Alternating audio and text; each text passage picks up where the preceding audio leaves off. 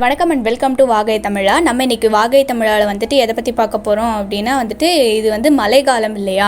So மழைக்காலம் அப்படின்றதுனால நிறையா பேர் வந்துட்டு மழையில் நினைக்கிறதுக்கு வந்துட்டு பயப்படுவீங்க. பிகாஸ் வந்துட்டு காய்ச்சல் வந்துடுமோ இல்லை சளி பிடிச்சிக்கும் இருமல் வந்துடும் அப்படின்னு சொல்லிட்டு நிறையா பேர் வந்துட்டு பயப்படுவீங்க.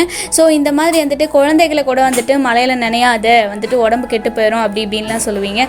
மழையில் நினைக்கிறதுனால வந்துட்டு நிறைய பேரண்ட்ஸ் வந்து குழந்தைகளை வந்துட்டு திட்டுவாங்க. பட் மழையில் நினைக்கிறதுனால வந்துட்டு நமக்கு ரொம்பவே பெனிஃபிட் அப்படின்னு சொல்லிட்டு தான் சொல்லலாம். ஸோ அந்த பெனிஃபிட்ஸ்லாம் என்ன அப்படின்றத பற்றி தான் நம்ம இந்த வீடியோவில் ஃபுல்லாக பார்க்க போகிறோம். ஓகே ஃப்ரெண்ட்ஸ், நம்ம வாகை தமிழா சேனலில் இந்த மாதிரி பாரம்பரியமான உணவு பழக்க வழக்கங்கள், இயற்கை தொடர்பான மருத்துவ குறிப்புகள் இது எல்லாத்தையுமே பதிவேற்றம் செஞ்சுட்டு வரோம். நம்ம சேனலுக்கு இதை ஃபர்ஸ்ட் டைமாக வரீங்க அப்படின்னா சேனலை சப்ஸ்கிரைப் பண்ண மறந்துடாதீங்க.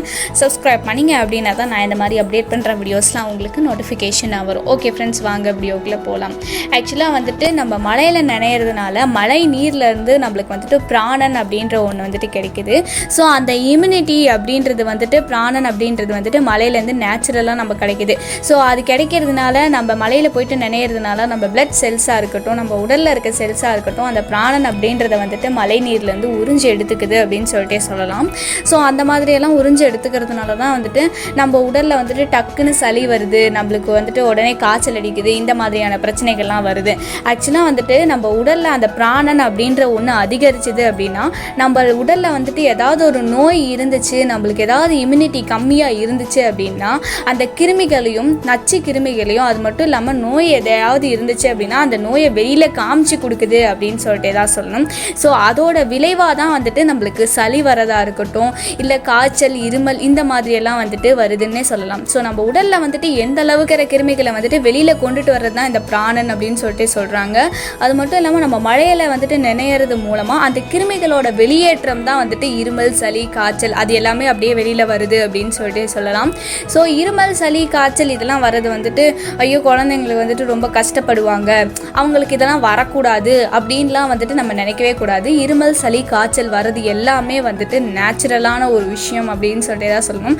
அது மட்டும் இல்லாமல் நம்ம உடலில் இருக்க கழிவுகளை வந்துட்டு அது வெளியேற்றுது அப்படின்னு சொல்லிட்டே சொல்லலாம்.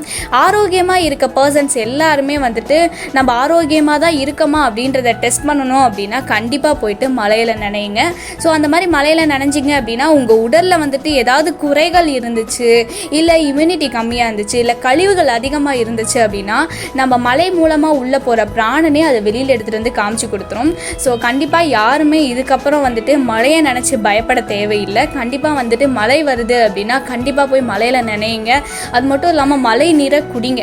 மழை நீரை குடிக்கிறது மூலமாக வந்துட்டு நம்ம உடலுக்கு ஏகப்படியான சக்திகள் கிடைக்குது. அது மட்டும் இல்லாமல் அதனால் வந்துட்டு நம்மளுக்கு கோல்டு வந்துடும், ஃபீவர் வந்துடும் அப்படின்னு சொல்லலாம் வந்துட்டு நீங்கள் பயந்துக்கவே தேவையில்லை.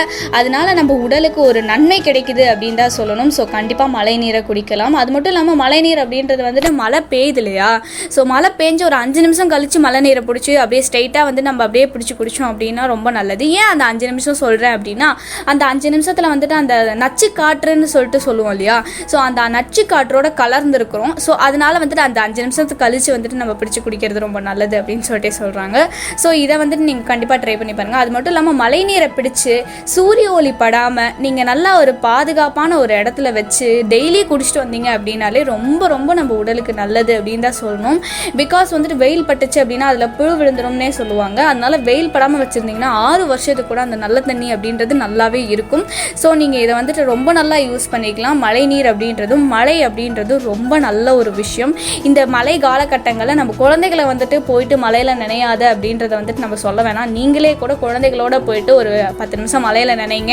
உங்கள் உடலில் வந்துட்டு எந்த ஒரு நோயாக இருந்தாலும் சரி, எந்த ஒரு நச்சுக்களாக இருந்தாலும் சரி, அது உடனே வெளியில் வரும் அப்படின்னு சொல்லிட்டே சொல்கிறோம்.